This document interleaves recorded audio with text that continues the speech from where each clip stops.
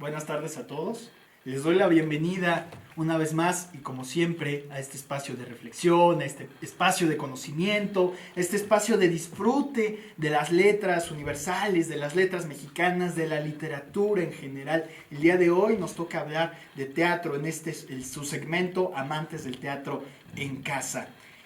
Bueno, a lo largo de ya estas 16 pláticas que llevamos realizando cada lunes de manera casi religiosa y que tengo el gusto y el gran placer de compartir con ustedes un poco de estos autores tan apasionantes, tan interesantes, tan relevantes para la historia universal y la historia internacional de la cultura, que me di a la tarea de hacer una reflexión todavía más profunda. Me di cuenta que quizás el autor más antiguo del que habíamos hablado es Pedro Calderón de la Barca y que ya habíamos entrado mucho en los movimientos contemporáneos y en ciertos movimientos modernos del teatro.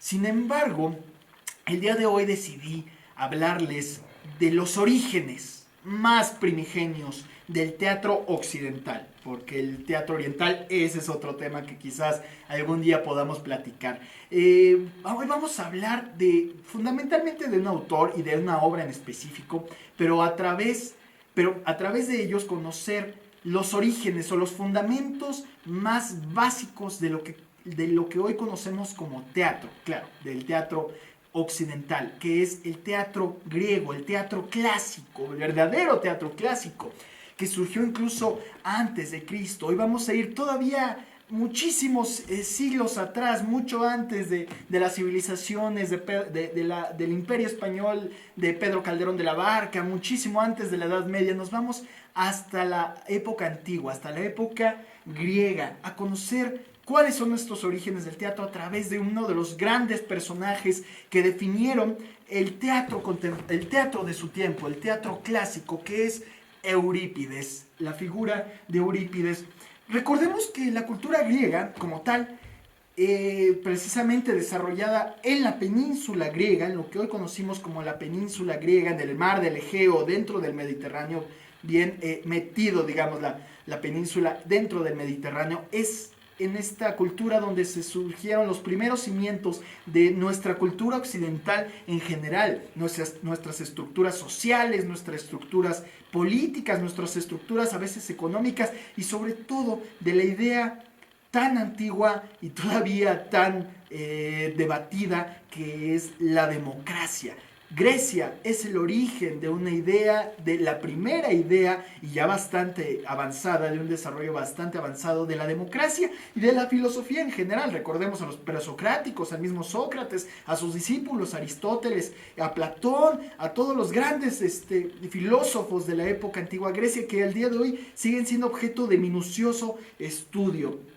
Pero también hoy vamos a hablar, dentro de la figura de Eurípides, de una figura rebelde, una figura reformista, una figura que iba en contra o que reformó lo que se estaba realizando en su época dentro del teatro. Vamos a ahondar en por qué. Solo quiero dejar algo muy claro, dado que son figuras tan antiguas, de hecho vamos a hablar del siglo V antes de Cristo, es decir, de los 400 antes de Cristo, antes de nuestro conteo calendárico gregoriano, contado a partir del nacimiento de Jesucristo. Nos vamos 400 años antes. Dada la antigüedad de este personaje, lo que sabemos de él no puede ser del todo fidedigno. Sabemos de una persona en cuanto a las fuentes disponibles que todavía sobrevivieron hasta nuestra época. Recordemos que mucho se perdió a partir de la caída de Grecia, de la civilización griega, a partir de la caída de la civilización romana, del incendio de la biblioteca de Alejandría, de la pérdida de muchos documentos, ya sea por quema o por descuido, de las traducciones que muchos hicieron, muchos moros o muchos monasterios hicieron de estos documentos. Lo que sobrevivió es lo que sabemos de estos autores. Quizás ahí hay autores que pueden ser incluso hasta más brillantes que Sócrates o puede haber otros autores griegos de los cuales quizás nunca sabremos nada porque simplemente esos documentos que dieron constancia de su vida, constancia de su obra, constancia de su existencia, se han perdido en el tiempo y en la historia. Eurípides, ante todo, es un poeta trágico. ¿Por qué? Poeta trágico es lo que hoy le llamaríamos una especie de dramaturgo, es decir, una persona que hace, que escribe obras de teatro. Vamos a quizás a dar borrón y cuenta nueva de todo lo que hemos hablado a lo largo, o todo lo que les he compartido a lo largo de las pláticas de los conceptos teatrales, de dramaturgia, de técnica teatral, para irnos a la cuestión más básica. Vamos a empezar como si estuviéramos descubriendo el teatro por primera vez. Ya había dicho que Eurípides es uno de los 3 grandes dramaturgos que durante el siglo V formaron el teatro griego, el teatro clásico, por lo menos hasta lo que nos ha llegado, junto con otros poetas trágicos, que es Esquilo y Sófocles. Era Esquilo, Sófocles y Eurípides, precisamente dentro de ese orden. Así que vamos a estar un poquito entre el mito y la realidad. Eurípides, como ya lo dije, nació en el siglo V, que es reconocido como el siglo de Pericles. Es quizás el siglo dentro de la civilización griega de mayor auge o de mayor esplendor de la civilización griega. Es un momento en que los griegos, en que las ciudades griegas estaban en un proceso de expansión física, expansión cultural, expansión social, expansión económica. Él nació entre, ni siquiera se tiene muy en claro si fue entre el 484 y el 480 a.C.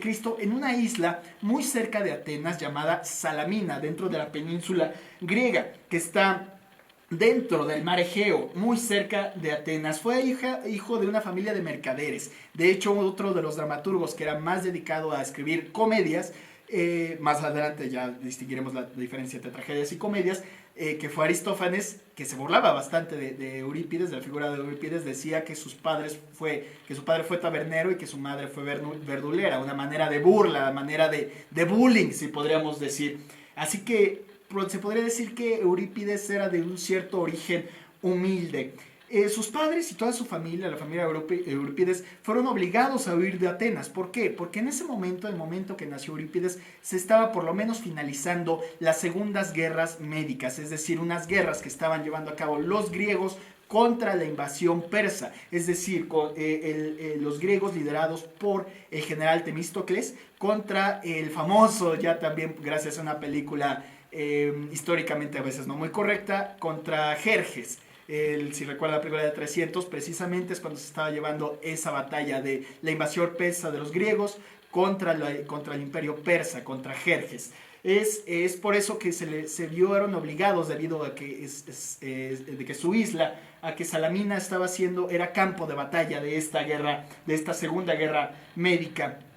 Por lo mismo del ambiente que se vivía dentro del ambiente de guerra, aunque ya estaba finalizando, fue que el padre de Eurípides primero lo exhortó o lo introdujo a ciertas artes, sobre todo a las artes atléticas, más dirigido a la lucha, pero entonces empezó a descubrir que le estaban interesando otro tipo de artes plásticas. Empezó como pintor, empezó a estudiar retórica y finalmente filosofía. Para este tiempo ya habían huido, la familia de Eurípides ya había huido a Atenas, habían abandonado su isla para irse a Atenas. Fue cuando Eurípides estaba estudiando filosofía en Atenas que conoció y se volvió discípulo de nada más y nada menos que Sócrates, una de las bases y un parteaguas dentro de la filosofía griega, tanto así que dentro desde el mismo ámbito filosófico griego hay una época que se identifica como los presocráticos y ya los socráticos, es decir, Sócrates es el punto de referencia dentro de la filosofía griega. Entonces Eurípides, como discípulo y amigo de esta figura tan importante como es Sócrates, base de toda la filosofía occidental que hasta el día de hoy sigue influyendo en nosotros. Sin embargo, vamos a hacer un alto aquí. Ya antes de hablar del momento en que Eurípides dejó la filosofía para dedicarse al teatro, vamos a hablar muy brevemente del teatro griego, porque el teatro griego prácticamente podríamos hablar todas las pláticas únicamente de lo que implica o de los elementos o de lo que es o trata de ser el teatro griego. Como ya había dicho, el teatro griego, que surgió durante el siglo V antes de Cristo, es el origen del teatro occidental. Es decir, el teatro que vemos hoy en día, el que ya podremos asistir muy próximamente, ya que se van a abrir a los teatros dentro de estos días, tiene su base en Grecia, en lo que se empezó a crear en Grecia. La idea general de ese teatro tiene su base en lo que los griegos empezaron a hacer. El antecedente más remoto del teatro griego son los famosos ditirambos. ¿Qué son los ditirambos? Son cantos rituales y cantos alabatorios en honor al que es considerado el dios del teatro, es decir, en honor a Baco. Baco o Dionisio, conocido para los griegos, Dionisio era el dios del vino, fundamentalmente de vino, pero también de la embriaguez, de la fiesta, de la máscara, de los festejos. Estos ditirambos, estos cantos que se organizaban en fiestas dentro de la civilización griega, eran precisamente dedicados a este dios, y a partir de esos cantos fue que fue evolucionando para que en el siglo V, la época democrática griega, surgiera o empezara a armarse lo que hoy conocemos como el teatro griego, sobre todo en la ciudad de Atenas, que fue sede y punto de encuentro de todas las artes y el desarrollo cultural griego, de la civilización griega, donde se realizaban fiestas como las Dionisias y las Leneas. En estas dos fiestas eran precisamente una evolución de estos ditirambos, de estos cantos, una forma más desarrollada de los ditirambos, que siguieron permaneciendo como rituales en honor al dios Dionisio, es decir, fiestas de gran algarabía, de cantos, de embriaguez, de honor al vino, a la máscara. El teatro griego fundamentalmente, más bien siempre, se presentaba dentro de estructuras masivas. Son famosas los recintos teatrales, por ejemplo, incluso evolucionaron o se trasladaron al Imperio Romano. Recuerdo mucho los teatros o los ejemplos teatrales que tenemos en la ciudad de Mérida, en la Mérida, España, que hay un teatro muy conservado, precioso, que es heredero precisamente de los teatros griegos. Pueden buscarlo ahí. La imagen es de un teatro a cielo abierto, un magno teatro en que hay 3 elementos básicos: el graderío donde se sentaba el pueblo, un gran graderío; la orquesta, que es donde estaba esta figura o este grupo de personas conocidos como el coro; y el escenario, un escenario fijo, un escenario puesto con columnas, con diversas columnas de diversos órdenes, ya podrían ser jónicos, iónicos o salomónicos, o corintios. Y en esta estructura, que tenía una acústica impresionante, es donde se llevaron a cabo estas presentaciones. Ahora vamos a hablar de la que es el coro. Les había dicho que en estos 3 espacios físicos, graderío, orquesta, escena, la orquesta le correspondía al coro. El coro es una figura dentro de las obras teatrales griegas, que es un conjunto de personas que empiezan a la mitad de la obra a cantar, a recitar cantos con textos, con ciertos textos que nos dan un contexto de la obra de teatro que estamos viendo. Es una especie de un grupo de personas lideradas por una persona llamada corifeo. Los demás les llaman coreutas, que en pocas palabras, dentro de la trama teatral, de la obra de teatro que está presentando, representan la voz del pueblo, la sabiduría, se podría decir, la sabiduría popular, la voz de la gente, la moral pública.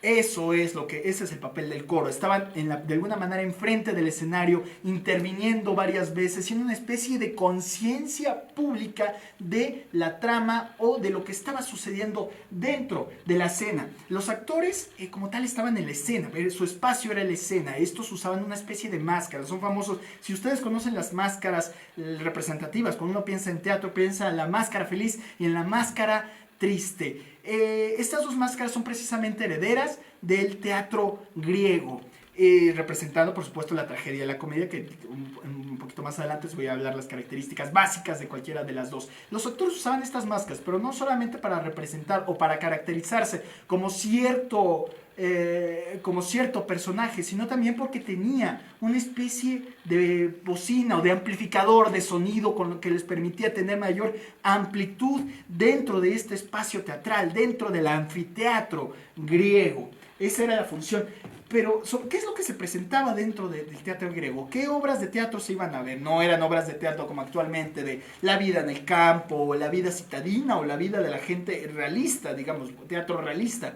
Eran obras de teatro fundamentalmente de tramas que relataban mitologías griegas, mitologías y leyendas griegas. Es famosísima la mitología griega. De hecho, hoy precisamente seleccioné la pieza artesanal en relación a esta figura, a esta idea de mitología griega. Tenemos algunas piezas que hacen alusión a quizás quimeras, que por cierto son una especie de alebrijes en anilina, una técnica poco conocida, pero un poco de esto era lo que se hablaba, es decir, de seres mitológicos, de héroes, de leyendas, de titanes, de dioses, viviendo momentos trágicos. Era como si, por ejemplo, nuestra tan conocida leyenda de La Llorona fuera llevada a escena. Es una leyenda conocida por todos, es de conocimiento popular, es totalmente conocido por todos. Ahora eso llevado a la escena y desarrollado por diversos dramaturgos, ya que le plasmaban su propio estilo y sus propias ideas dentro de las obras de teatro. Por lo mismo, al ser obras mitológicas, obras que relataban leyendas ya ampliamente conocidas dentro de la sociedad griega, el teatro como tal era de característica popular, es decir, era gratuito, no se cobraba, no se tenía un concepto de teatro comercial, de teatro como producto de entretenimiento, sino era más bien una especie de obligación popular, era llevar a la gente, o el mismo gobierno dentro de la civilización griega conminaba o pedía que la gente tuviera acceso a las obras de teatro. Curioso, la educación no era gratuita dentro de la civilización griega, el teatro sí, el teatro era casi una obligación asistir al teatro, era como ir a la escuela.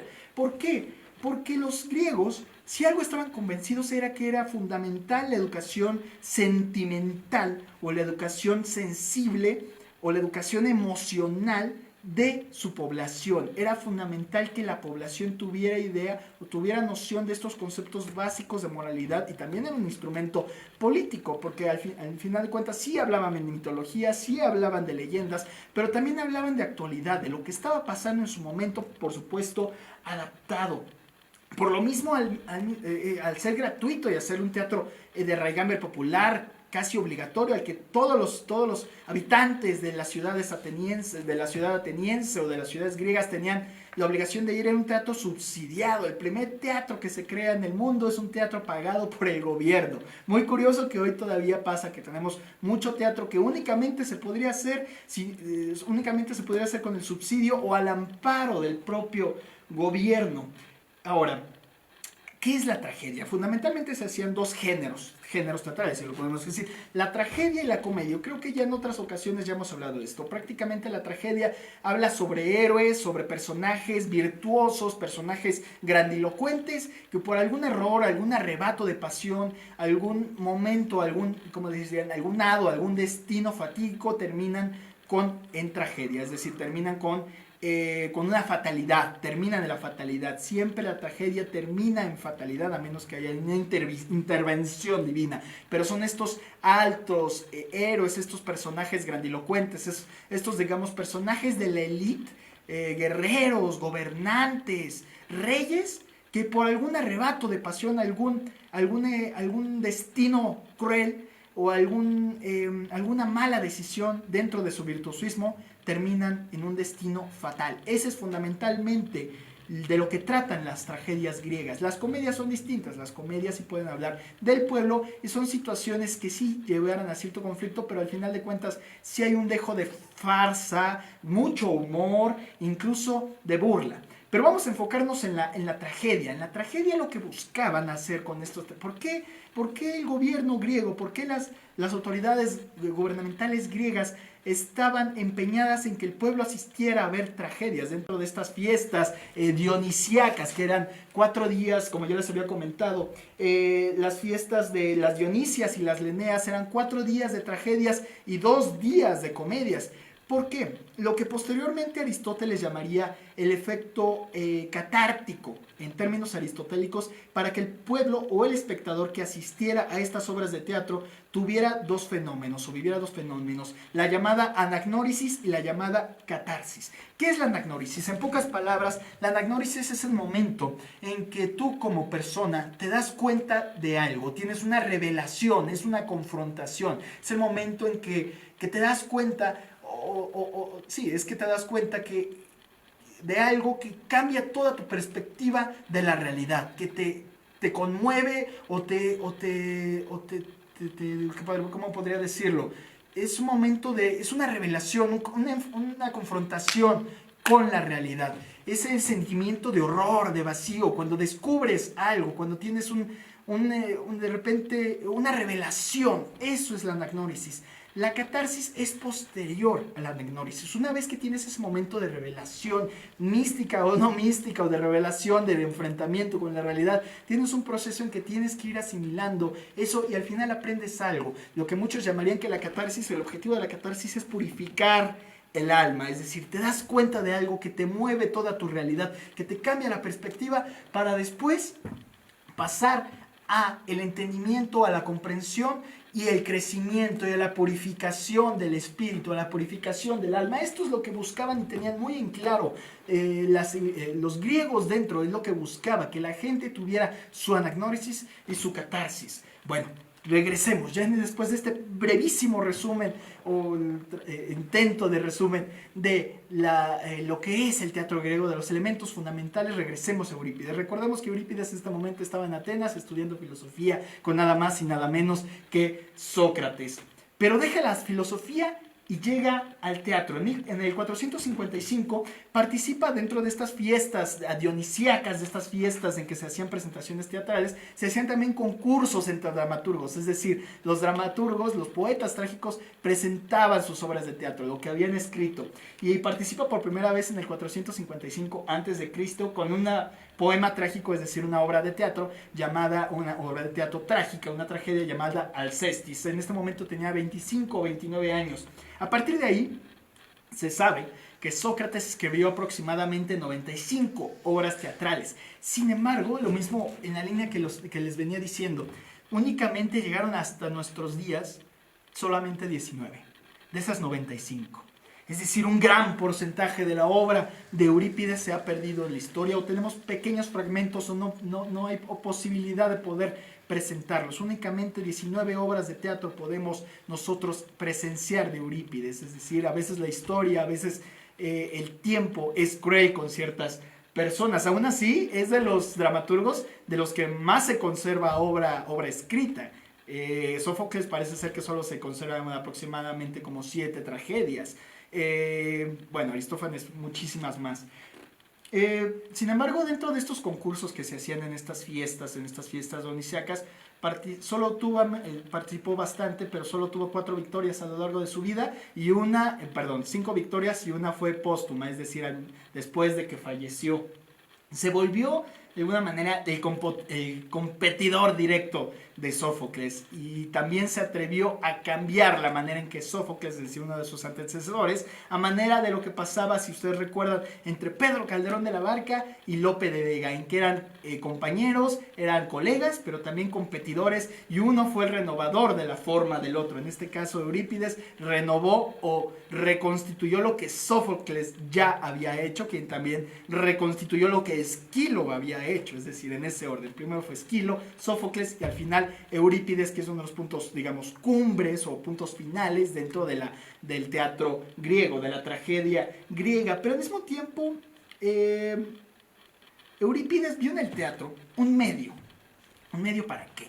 Para exponer sus propias ideas filosóficas. Recordemos esta base, este fundamento filosófico, este interés por la filosofía que ya tenía desde que estudiaba con Sócrates. Entonces viene el teatro una manera de hacer públicas sus propias ideas. Él no estaba interesado en ser político ni en la vida militar, él estaba interesado en su arte, en su filosofía, en su pensamiento. Incluso llegó a ser el propietario de la mayor biblioteca de su tiempo. Esto es en verdad una cuestión muy, muy gratificante, muy loable para él, en un tiempo donde como tal no existían los libros como nosotros los conocemos, no existía la imprenta, es decir, todos los textos debían ser traspapelados o debían ser reescritos dentro de un rollo de papel y muy bien ordenados y de alguna manera conservados. Las bibliotecas en ese tiempo eran muy distintas al tipo de bibliotecas que tenemos hoy en día. Incluso se dice que Sócrates, la única vez que iba al teatro era cuando se presentaban obras de su discípulo, es decir, obras de Eurípides. Ya desde ahí nos habla el contenido filosófico, el contenido tan importante que tienen las obras de Eurípides dentro de la ideología socrática, de la filosofía socrática. A pesar de esta relevancia que ya empezaba a adquirir y ya después, posteriormente, ser considerado uno de los grandes poetas trágicos, como persona, Eurípides se le conoce, o por lo menos lo que sabemos hasta el día de hoy, como una persona melancólica, una persona solitaria, una persona nostálgica, una persona apartada o muy introvertida. De hecho, esto lo sabemos por los escritos que nos dejó otro dramaturgo, un cómico, un poeta cómico, como lo fue Aristófanes, quien ya hablé, que digamos, lo molestaba o lo buleaba en términos actuales. Se sabe que él lo consideraba Aristófanes a Eurípides un personaje ridículo, irrespetuoso y muy crítico del Estado. De hecho, mucho de lo que conocemos de la figura personal de Eurípides es a través de los textos de Aristófanes, de quien conservamos bastantes textos. La historia fue más benévola con Aristófanes. Su estilo, antes de hablar de sus obras y ya para entrar de lleno en las troyanas, sí, él retomó en lo que se venía haciendo dentro del teatro griego en general, es decir, la reescritura o retomar las tramas o los argumentos de leyendas y mitos griegos, mitos populares, mitología popular, mitología que era vox populi, conocida y contada por todos, es decir, es como una especie de historia nacional. Sabían, todo el pueblo de Grecia sabía que esos mitos, que esas leyendas eran de alguna manera el origen de su propia civilización. Sin embargo, lo que hace Eurípides es una reinterpretación de todos estos mitos. Sí, toma el mito tebano, toma el mito troyano, toma el mito de Helena, toma el mito de Hécuba, de todos estos personajes, para hacerle una reinterpretación, para hacerlo en su propio estilo y a su propia manera. Y en este momento fue que se empezó a alejar cada vez más y más de figuras como Sófocles o el mismo Esquilo, dándole incluso adentro de estas mitologías un enfoque contemporáneo, por ejemplo, claro, contemporáneo a su propio tiempo, es decir, adaptando las problemáticas de su momento social, de su época, a dentro de las tragedias griegas, hacer este reflejo o esta traslación de las problemáticas sociales de su tiempo a problemáticas mitológicas antiquísimas. Es por eso que hay un desarrollo impresionante de la complejidad de las situaciones. Las situaciones se vuelven emocionalmente y psicológicamente bastante complejas. Incluso gente que dicen que Eurípides era también una especie de adelantado a su tiempo. Pudo ya empezar a construir lo que más adelante quizás haría el mismo Ibsen, es decir, un teatro moderno, un teatro que ya estaba dando vicios o ya estaba dando señales de una modernidad ya más propia del siglo XIX, propiamente dicho, en el mismísimo siglo V antes de Cristo. Pero ante todo, a Sófocles se le considera un autor o el primer dramaturgo, el primer poeta trágico humanista. ¿Qué quiero decir con humanista? A que el hombre, los humanistas tienen como premisa principal en que el hombre, el ser humano, más que el hombre, el ser humano es la medida de todas las cosas. Es decir, que hay un enfoque fundamental o referencial o en torno al cual el punto de partida siempre es la persona humana, el ser humano. Es por eso que dentro de los personajes de las obras de Eurípides vemos una profundidad psicológica. Son personajes profundos, con problemáticas internas complejas.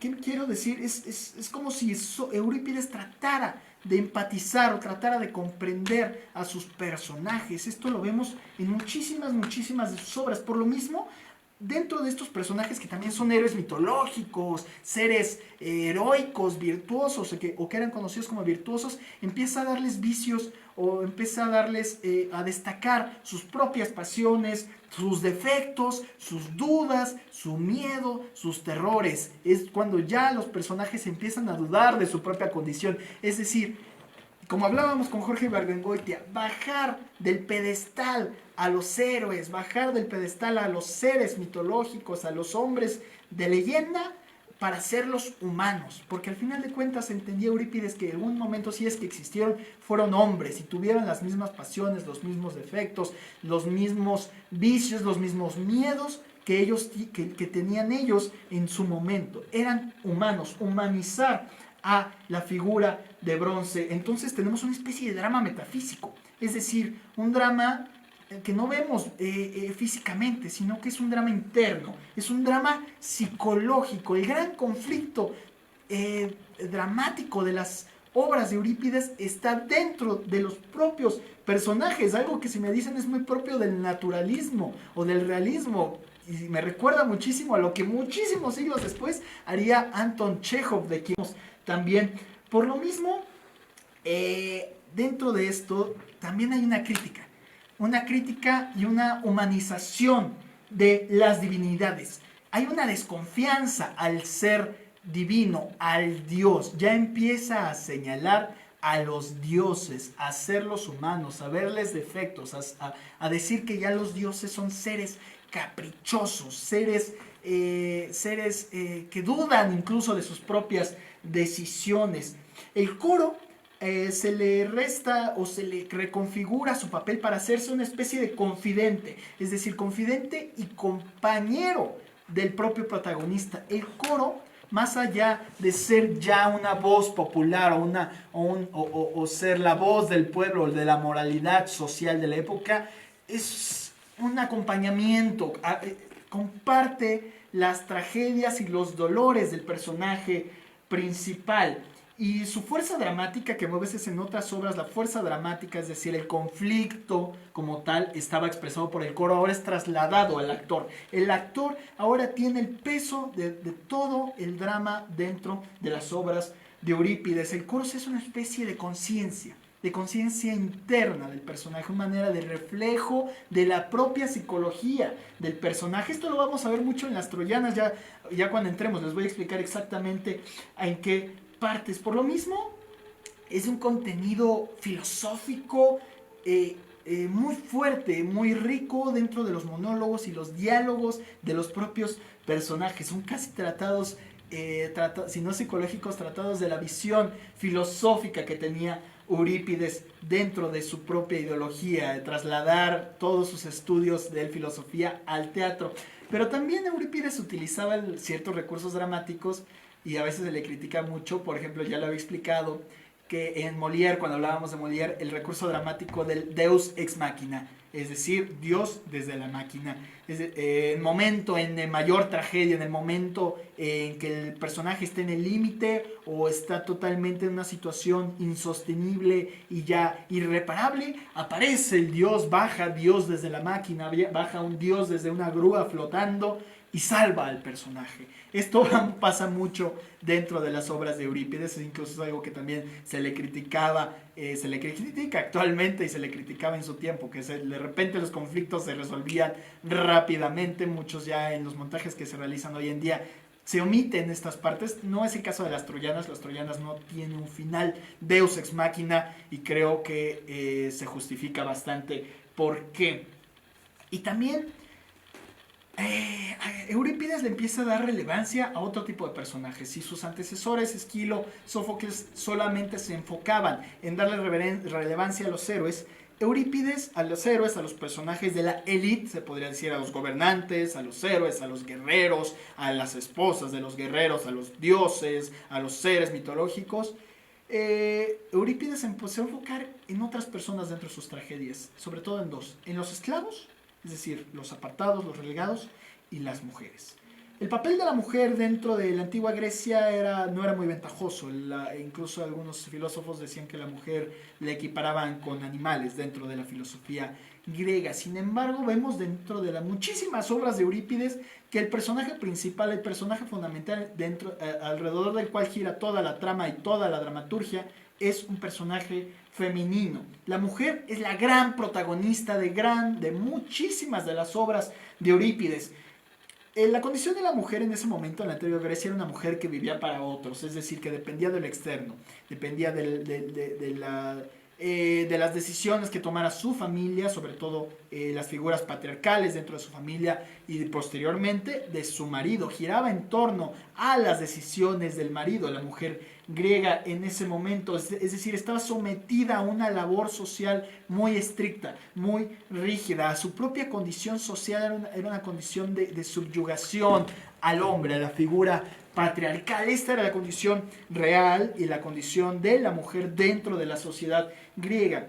Por lo mismo, Eurípides retoma esta condición y empieza mucho a reflejar también el dolor de la propia mujer. Vemos mucho dentro de las obras de Eurípides la mujer que expresa esta condición a través de su propio dolor. Hay una especie de liberación verbal de la mujer, de emancipación verbal, es decir, la mujer se expresa, tiene voz por primera vez, grita lo que siente, grita su propio dolor y su propia condición. Entonces vemos mujeres dentro de Eurípides, mujeres fuertes, mujeres decididas, conscientes de su propia condición individual y su condición social, mujeres sacrificadas, o que están dispuestas a sacrificarse por otros, pero ante todo mujeres rebeldes, mujeres que van contra las propias disposiciones de su condición, contra el propio status quo social que se le imponía en ese momento.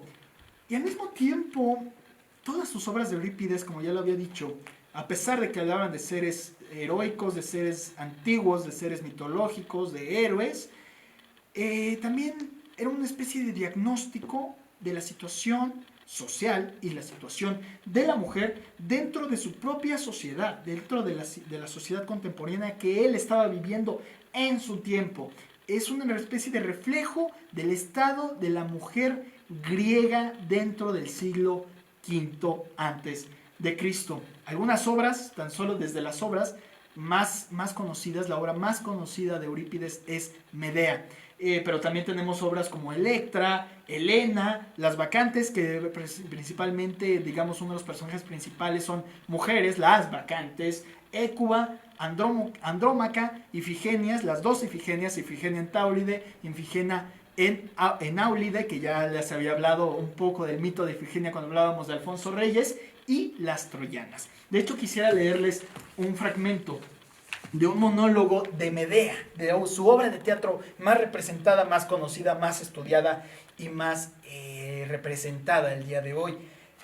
Este es un texto en que Medea ya se le avisó que su esposo Jasón la va a dejar por una mujer joven, un esposo con el que ya tuvo hijos, y ella es reina de Corintio por precisamente ser esposa de Jasón, pero se le acaba de avisar que Jasón la va a dejar por una más joven, una especie de alianza política que va a tener Jasón con otro reino y que se va a casar con nuestra muchacha más joven, dejando a Medea, a quien por cierto raptó para poder casarse con ella. Aquí es Medea saliendo del palacio y dirigiéndose a las mujeres corintias.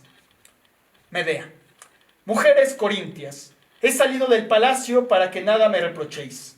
Sé que muchos mortales son altivos, unos lejos de las miradas, otros entre la gente, y que los que buscan la tranquilidad adquieren una mala reputación de indolencia. Pues no existe la justicia en los ojos de los mortales, quienes antes de haber conocido con certeza la índole de un hombre, lo odian con solo haberlo mirado, sin que hayan sido agraviados en ningún modo. Es necesario que el extranjero esté en muy buenas relaciones con la ciudad. No alabo al que, orgulloso, se muestra áspero con los conciudadanos a causa de su necedad.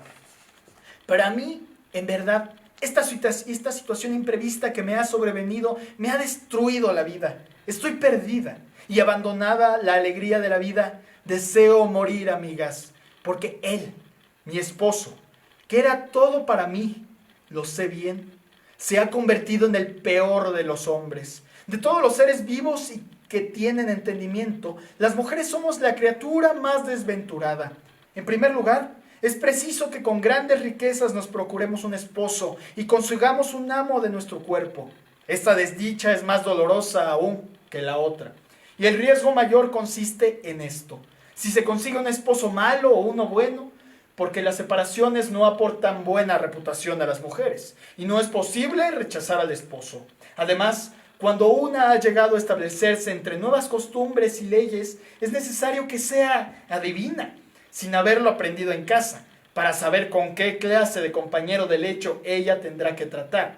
Y si en el caso de que tengamos éxito en esto, nuestro esposo convive con nosotras sin conducir el yugo por la fuerza, nuestra vida es envidiable. Pero si no, es preciso morir. Un hombre, cuando se hastía de vivir con los de dentro, se marcha fuera y libra su corazón del fastidio, luego de dirigirse a casa de un amigo o de alguien de su edad.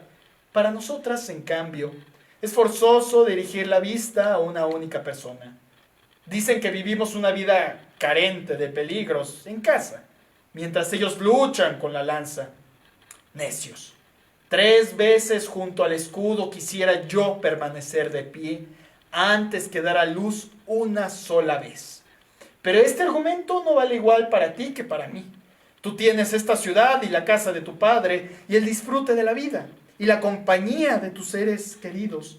Yo, en cambio, sola y sin ciudad, soy ultrajada por mi marido, traída como botín desde una tierra bárbara, sin madre, sin hermano, sin pariente hacia dónde salir, cambiando de fondeadero de este infortunio. Por eso, quiero obtener esto de ti. Si llego a encontrar algún camino o recurso para hacer pagar por mis desgracias a mi marido, el que le dio a su hija en matrimonio y aquella con la que se casó, te calles.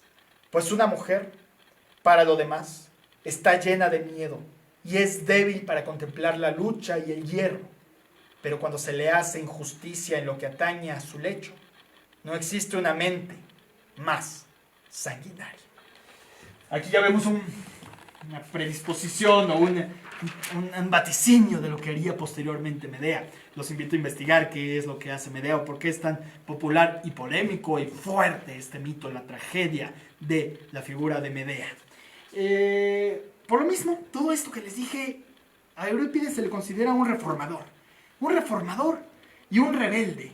Dentro de una sociedad griega dividida, polarizada políticamente, como estaba en ese tiempo, que quizás como también podemos reflejarnos actualmente, había dos corrientes, los de alguna manera conservadores, en los cuales pertenecía Esquilo y Aristófanes, es decir, que procuraban mantener o conservar las tradiciones y la moralidad de cierta época, contra los reformadores, los revisionistas, los rebeldes, de los cuales pertenecía Sócrates y Eurípides dentro de esta corriente. Eurípides se consideraba a sí mismo o sabía lo que estaba haciendo dentro de su sociedad. ¿Por qué?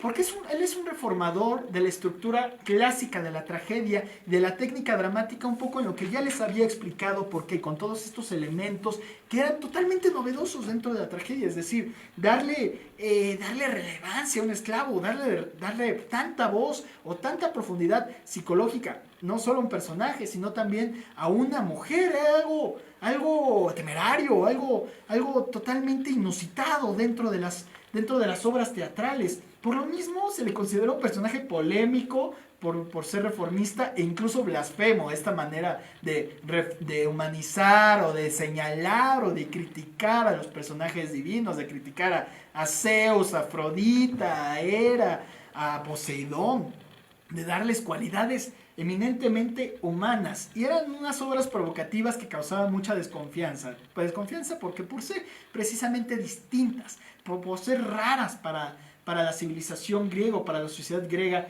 de ese momento. Pero no solamente era crítica a las divinidades, era crítica a su tiempo, crítica a su sociedad y crítica a la guerra, a la idea misma de la guerra.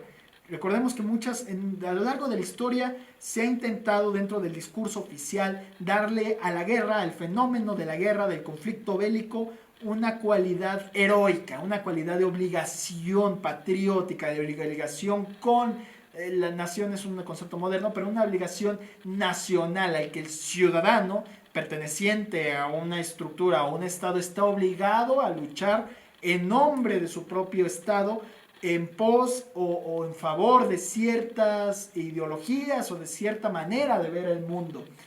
Esto le incomodaba a Eurípides, la idea misma de la guerra, porque todo lo que implica la guerra, sí una lucha patriótica, sí una lucha heroica por quién sabe qué ideologías o qué ideales, pero también empezó a mostrar los horrores de la guerra, lo que trae la guerra. Trae muerte, fundamentalmente, trae hambre, trae desolación, trae dolor, trae sufrimiento, trae separación, trae pérdida, trae ante todo tragedia humana. Entonces ya vemos aquí una confrontación del mito.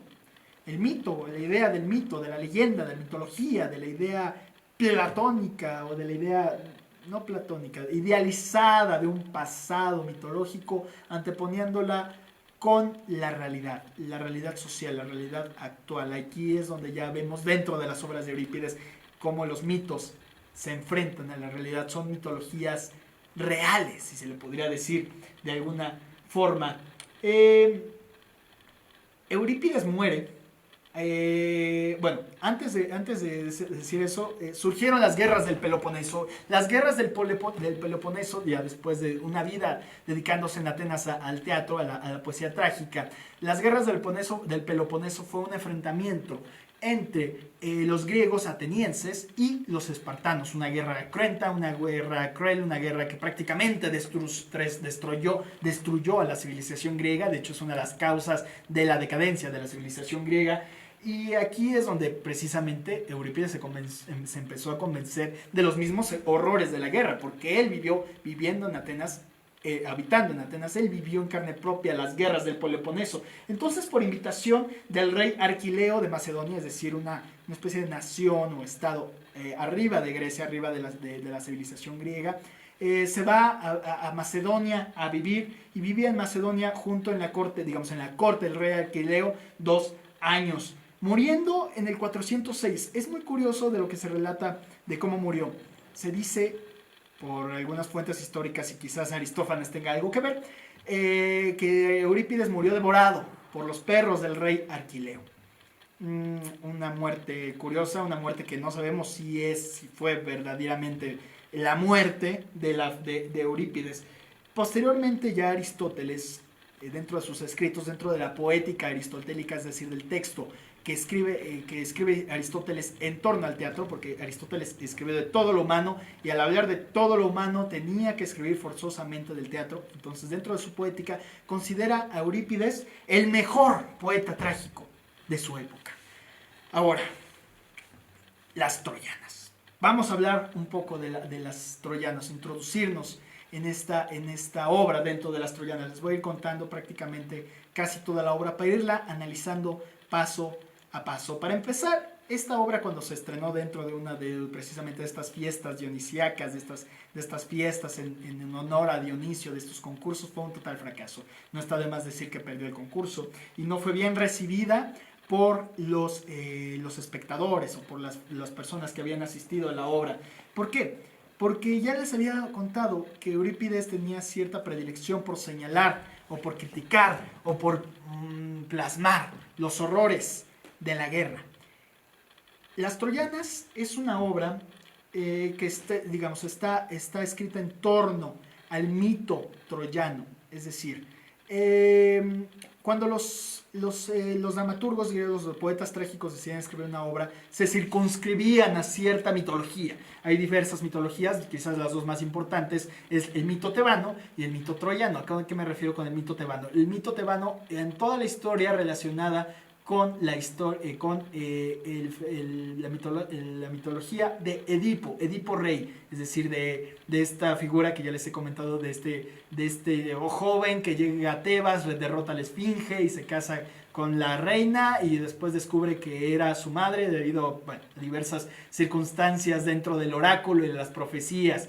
El otro es el mito troyano, que yo creo que es el mito griego más de los más conocidos al día de hoy, que es cuando los griegos, precisamente derivado del rapto de la reina, una reina griega, quien fue Helena, el rapto de esta reina por un príncipe troyano, es que los griegos deciden ir a Troya a recuperar a Helena de Troya, a Helena, y al mismo tiempo pues acabar con uno de sus mayores competidores, quien fue la gran ciudad de Troya. Entonces las troyanas se circunscribe dentro de la mitología del mito troyano, que ya era parte de la identidad cultural, es decir, de la historia o de la identidad dentro de la sociedad griega.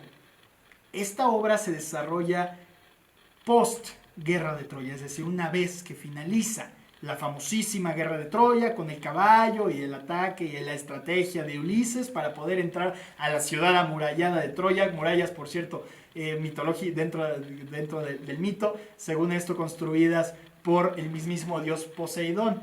Pero ante todo, ¿de qué nos hablan las troyanas? Las troyanas ya no nos habla de la manera en que los griegos y los aqueos entraron estratégicamente dentro de Troya y la destruyeron, la lucha entre Aquiles y Héctor, o de los conflictos entre griegos y troyanos. Nos habla de una Troya ya destruida, ya tomada, ya masacrada, y de los sobrevivientes de esta guerra, de las víctimas de la guerra de Troya, es decir, de los pobladores, de los sobrevivientes troyanos, y sobre todo de las mujeres.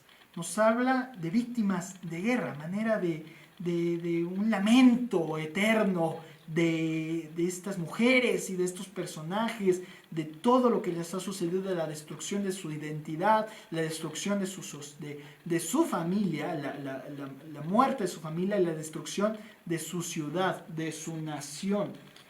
Es una obra que otra vez habla de estos seres olvidados y relegados dentro de la mitología griega, de estas víctimas que son las mujeres. Ya pasó la época de los héroes, ya pasó la época de las batallas, la época de la sangre, la época de los hechos heroicos, de los hechos temerarios, y ahora nos vamos con lo que queda, con los resquicios, con los restos después de la guerra. ¿Qué es lo que queda después de una guerra? Sino sangre, sino lamento, sino dolor, sino abuso.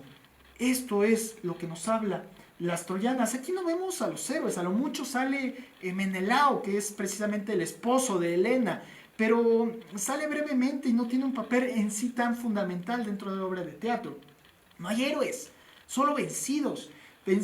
Solo hay vencidos y sus familias. Es otra vez regresando Eurípides dándole relevancia a los relegados, a los olvidados por los mitos. Es una tragedia de los lamentos. Es fundamentalmente gira en torno a la figura de Hécuba. ¿Quién era Hécuba? Hécuba era la reina de Troya, esposa de Príamo. Príamo era el rey troyano, padres, por cierto, Hécuba y Príamo, de figuras como Héctor, el gran guerrero de Troya, quien se enfrentó a Aquiles y quien fue asesinado por Aquiles, Paris, el raptor de Helena, Casandra, la hija vidente que tenía un don y al mismo tiempo una maldición, y los tantísimos hijos que se supone que tuvo Príamo con esta Hécuba. La obra empieza, como casi muchas obras de teatro, con un personaje que sale en una especie de prólogo, una especie de introducción. En este caso, el prólogo lo da una divinidad, lo da el protector, el dios protector de la civilización troyana, que es nada más y nada menos que Poseidón, el que construyó y benefició a la ciudad troyana. A la ciudad troyana. Y es cuando sale, en la primera escena, sale Poseidón, ¿a qué? A dar un contexto, a decirle a los espectadores qué es lo que vamos a ver, en qué situación estamos, en qué momento histórico dentro del mito troyano estamos. Poseidón. Yo, Poseidón, vengo del salado abismo del mar, y desde que Febo y yo edificamos las altas torres de piedra de este campo troyano, he favorecido siempre a esta ciudad que ahora humea, destruida por el ejército argivo, quienes fabricaron un caballo preñado de armas, un corcel bélico, contaminando esta ciudad de una carga funesta. Desiertos los bosques sagrados, los templos de los dioses destilan sangre, y Príamo, moribundo, cayó a los pies del altar de Zeus. Los griegos ahora esperan que sople un viento favorable que les proporcione el placer de abrazar a sus esposas y a sus hijos. Es decir, que los griegos ya puedan regresar a Grecia, a sus islas, a sus ciudades griegas, ya que han estado 10 años lejos de sus familias. Y yo, vencido por Hera y por Atenea, que derribaron juntas a Troya, abandono mis altares, que si reina en la ciudad triste soledad, sufre detrimento el culto de los dioses, y no suelen ser adorados como antes. Adiós pues, ciudad feliz de en otro tiempo. Si no te hubiera derrotado Atenea, aún subsistirías en tus cimientos. Cabe destacar aquí, o señalar algo, que las ciudades eran, digamos, protegidas o consagradas a un dios. Quizás un poco lo que pasa, quizás sea herencia de eso, cuando una ciudad, actualmente, sobre todo las ciudades católicas, de tradición católica, que a la ciudad se le consagra a un santo, se le consagra a una figura mítica, se le consagra a una divinidad. Lo mismo pasaba en Grecia, una ciudad estaba consagrada o era protegida o era la ciudad de cierto dios. Atenas, desde el mismo nombre, era la ciudad de Atenea, era la ciudad consagrada a Atenea. Por eso Atenea, como la diosa de la sabiduría, la diosa del conocimiento, la diosa de la estrategia bélica, esta ciudad, Atenas como la sede, la ciudad de Atenea. Troya, una ciudad con cercanía al mar, con gran puerto, con una relación directa al mar, era natural que fuera consagrada o que fuera protegida de un dios como Poseidón. Poseidón como el dios de los mares, el dios, el dueño que regía dentro de los mares y de todas sus criaturas y dentro de todas sus riquezas.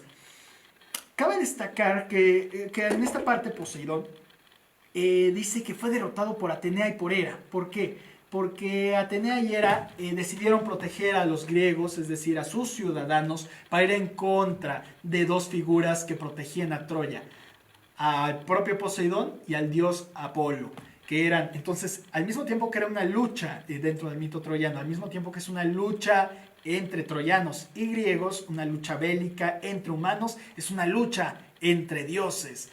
Tiene un origen, el conflicto entre las diosas tiene un origen todavía que es muy interesante. Los invito a investigar lo relacionado con la manzana de la discordia y el juicio de París, que devino en el conflicto troyano, en el conflicto griego-troyano. Es Atenea y Hera, la madre de los dioses, Atenea, la hija de Zeus, contra Poseidón, Apolo y Afrodita.